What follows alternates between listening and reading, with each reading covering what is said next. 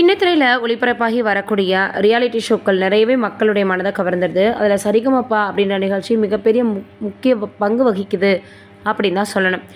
இந்த சரிகமப்பா சீசன் 5ல் என்ன இருக்குது அப்படின்னா, சபேசன் அவர்கள் ஒரு இலங்கை தமிழராக என்ட்ரி ஆகியிருக்காரு. நிறையவே நல்லா பாடி வந்துட்டுருக்காரு, தனது திறமைகளை வெளிக்கொண்டு வந்துட்டுருக்காரு.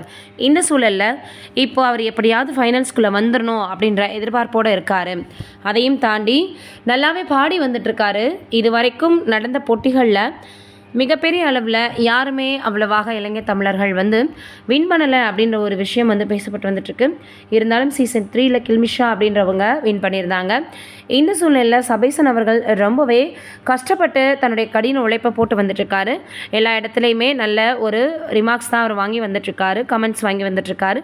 இந்த சூழலில் அவர் நிச்சயமாக ஜெயிப்பாரா, அடுத்த கட்டத்துக்கு அவருடைய குரல் தேர்ந்தெடுக்கப்படுமா அப்படின்ற எதிர்பார்ப்புகள் அதிகமாக இருக்குது. எப்படி அவர் ஃபைனல்ஸ்குள்ளே நுழைஞ்சிருவாரா, இல்லை டைட்டில் வின் பண்ணிடுவாரா அப்படின்ற எதிர்பார்ப்பும் இருக்குது. அப்படி அவர் நுழைஞ்சிட்டா உண்மையிலேயே யாருக்கும் கிடைக்காத ஒரு கிஃப்ட்டுன்னு தான் சொல்லணும்.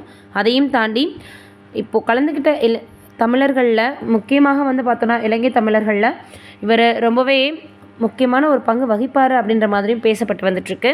இது ஒரு பெரிய சாதனையாக பார்க்கப்படும் அப்படின்னு சொல்லி வந்துட்டுருக்காங்க. இது ஒரு பக்கம் இருக்க, பிரபல நடிகரான கார்த்தி அவர்கள் இப்போ வா வாத்தியார் அப்படின்ற படத்தில் நடித்து வந்துட்டுருக்காரு. இதை நலன் குமாரசாமி அவர்கள் தான் இயக்குறாராம்.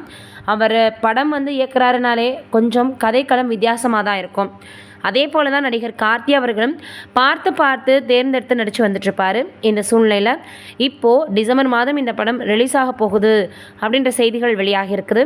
அதனால் கார்த்தி அவர்களுடைய ரசிகர்களுக்கு மிகப்பெரிய அளவில் இது ஒரு பெரிய ஒரு கிஃப்டாக இருக்கும், ஒரு பெரிய திரை விருந்தாக இருக்கும் அப்படின்னு எதிர்பார்க்கப்படுது. அதோட மார்சல் திரைப்படத்தில் நடித்து வந்துட்டுருக்காரு கார்த்தி அவர்கள். படம் எப்படி இருக்க போகுது அப்படின்றத நம்ம வெயிட் பண்ணி தான் பார்க்கணும். நீங்கள் என்ன நினைக்கிறீங்க அப்படின்றத மறக்காமல் கமெண்ட்டில் சொல்லுங்கள்.